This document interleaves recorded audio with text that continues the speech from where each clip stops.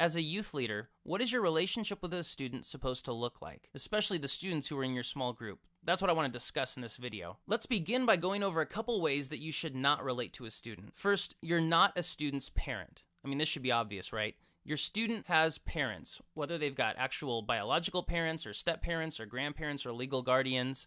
There are people in their life who are going to play the role of a parent, and that's not your job. You don't want to be their parent, and you shouldn't act like their parent. But secondly, you're not a student's friend. Now, that might seem a little strange, but here's what I mean by that.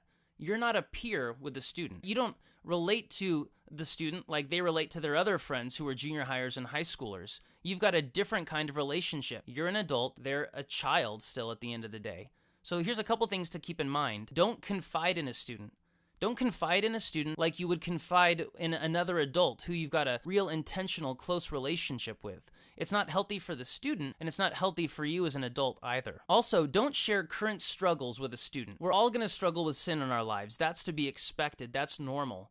But you don't need to discuss those struggles with a student. You should discuss those struggles with other adults like your spouse or others who can pray for you and love you, but you shouldn't talk about current struggles with sin with a student. And thirdly, don't hang out with a student like you would hang out with a friend. In all your interactions with a student, it should be obvious that you're a leader and they're a student. You shouldn't be going to their parties, hanging out like one of the guys. You shouldn't always be going to the movies and hanging out with a bunch of students, and that's your entire social life, because you are not a student's friend. So what are you? Well, the answer comes in Titus chapter 2.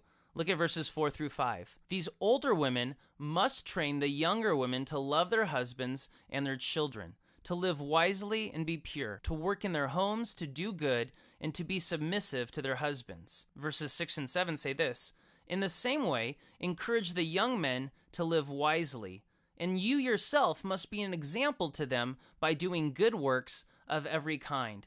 You see, these 4 verses describe the kind of relationship that you should have with a student. You are a student's mentor. That's what these verses are describing. They're describing the role of a mentor. And that's an awesome responsibility, and it's a huge privilege to mentor a student. So let me give you 3 practical ways to relate to your student as a mentor. Help them grow as a Christian. Figure out where they are in their pursuit of God. Have they started trusting in Jesus yet? Are they living to honor God?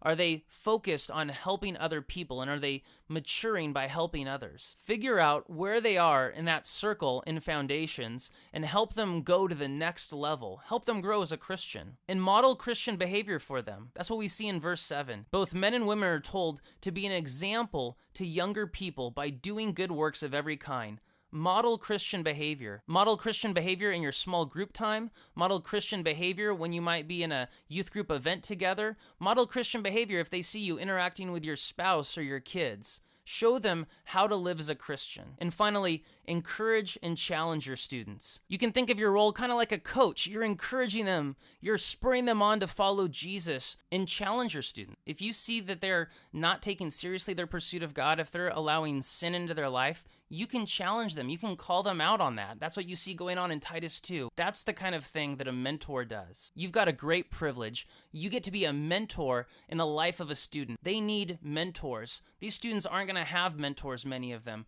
A lot of them aren't even going to have parents who really take seriously following Jesus. And so you can play an awesome role in their life. Go ahead and pause this video and talk about some of these questions related to being a mentor.